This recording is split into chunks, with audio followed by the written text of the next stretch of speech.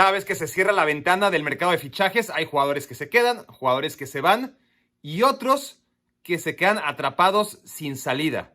De estos hablaremos aquí, en Cagliari.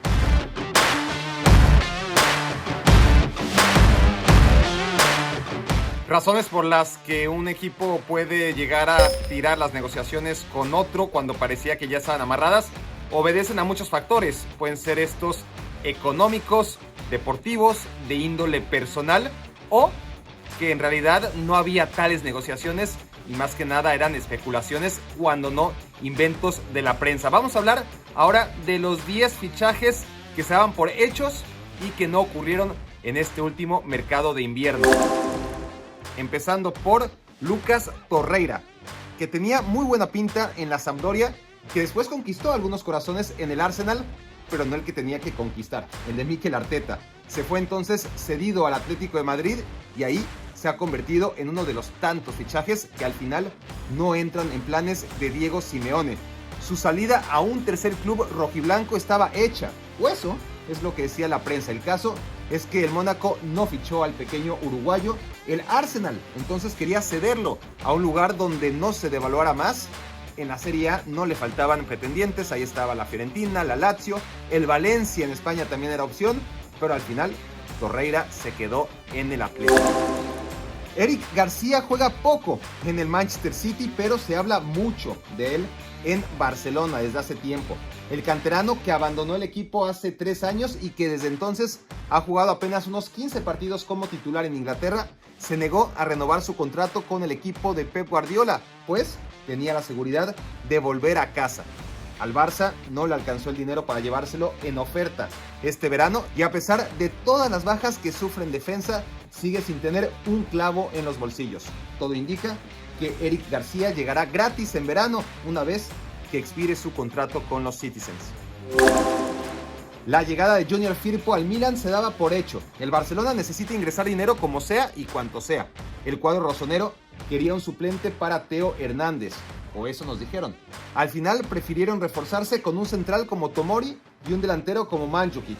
Junior Firpo, que ante tantas lesiones en el Barça, ahora es alternativa como lateral derecho, se quedó en Barcelona por una razón de peso. De 3 kilos de peso para serles exacto. El nacido en República Dominicana acaba de ser padre y no quiso mudarse con un bebé recién nacido. Pasan los días y Diego Costa sigue desempleado. El que inició la temporada como delantero del Atlético de Madrid logró que el club le dejara en libertad para llegar gratis así a cualquier otro equipo este invierno. Pero nada de eso, salió mal. Es verdad que como agente libre y a diferencia del resto de jugadores de esta lista, puede aún arreglar su situación más allá del cierre de la ventana de transferencias, pero es que se decía que el Manchester City podía ser su destino y no lo fue. El fútbol turco quiso llevárselo y Diego Costa no quiso. Wolverhampton estaba hecho y no se concretó. West Ham era inminente y tampoco. Olympique de Marsella lo descartó. Boca Juniors, Atlético Mineiro, Palmeiras, nada de nada. La carrera de Alexis Sánchez sigue en caída libre. Tras dejar al Arsenal y convertirse en el jugador mejor pagado de la Premier League, llegó al Manchester United y todo fue un desastre desde entonces. El Inter se lo llevó a préstamo y sorprendentemente hizo válida la opción de compra este verano, pero Alexis Sánchez no encuentra un lugar en el esquema de Antonio Conte. Cada vez tiene menos minutos y la Roma, que se ha vuelto experta en levantar muertos, parecía tenerlo ya atado, pero no fue así. Alexis Sánchez seguirá alimentándose de los minutos migaja que le dejen Lautaro Martínez y Romelu Lukaku. Y si Alexis iba a llegar a la Roma, era porque se trataba de la llave en las negociaciones que iban a permitir a Edin Dzeko convertirse en el tercer delantero del Inter. A diferencia del resto, el bosnio es la gran figura de su equipo, pero en un caso muy similar al de Papu Gómez con el Atalanta, su divorcio con el técnico Fonseca parecía no tener arreglo. Dzeko entrenó por separado en la Roma en espera de que llegara su boleto para viajar a Milán, pero los equipos nunca se pusieron de acuerdo. Las negociaciones se cayeron y el veterano goleador tendrá que luchar por recuperar la titularidad e irse en verano. Kepa Arrizabalaga es y será durante un buen tiempo el portero más caro en la historia del fútbol. Y aun cuando superen su récord, será difícil que se repita un movimiento tan catastrófico como el de aquellos 80 millones de euros que pagó el Chelsea por un portero que se cansó de recibir goles tontos. El arquero vasco, aspirante aún a defender el marco español en la Eurocopa, necesitaba salir desesperadamente en el invierno. El Chelsea no va a recuperar nunca su inversión, está claro, pero al menos una exitosa sesión de 6 meses podría haberlo revalorizado en el mercado. Pero nadie preguntó por Kepa, y la llegada de Thomas Tuchel tampoco ha cambiado su suerte. Caso similar es el de Isco Alarcón. El que fuera perla del Real Madrid ha dejado de jugar incluso en situaciones extremas, cuando las lesiones del equipo le han dejado solo, acompañado en el banco únicamente por jugadores de la cantera blanca. Tras la salida de Bale en el último día de mercado de verano, de Jovic y Ødegaard en el mercado de invierno, la baja de Isco también era inminente. La diferencia es que Tottenham y Eintracht reclamaron a quienes fueron sus jugadores estrella antes de ir al Real Madrid. Arsenal se interesó por Ødegaard y nadie preguntó por Isco. No a ese precio. Málaga, por ejemplo, no.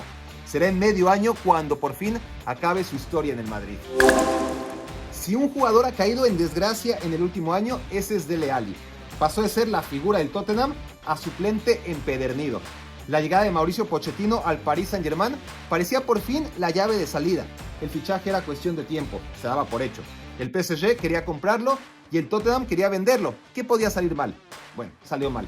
El club parisino y el Tottenham son duros negociadores y no llegaron a un acuerdo ni siquiera para el préstamo que habría convenido a todas partes, empezando por el mediocampista que necesita minutos que le reconduzcan a la Eurocopa. La que hasta hace no mucho era la otra gran estrella del mediocampo del Tottenham, Christian Eriksen, no podía seguir así en el Inter. Arsenal lo quería, pero prefirió a Ødegaard. Tottenham se planteó su regreso, siempre y cuando Dele Alli se fuera al PSG. Y como ya vimos, no ocurrió. Su nombre entró en consideración en el trueque Alexis Dzeko, pero tampoco llegó Christian Eriksen a la Roma. Se habló incluso del Atalanta como moneda de cambio del Papu Gómez. Y al final, un gol de tiro libre en el último minuto para eliminar al Milan de la Copa y su altísimo salario, que lo tiene como uno de los mejores pagados en la Serie A, le dejaron en el equipo de Conte, que lo tenía totalmente marginado y ahora parece haberle tomado un poquito de cariño al danés. Ya saben qué tienen que hacer, se lo recuerdo por las dudas. Suscríbanse, activen la campanita, llenen de comentarios el cajón de aquí abajo y lo más importante de todo, nos vemos en la próxima entrega.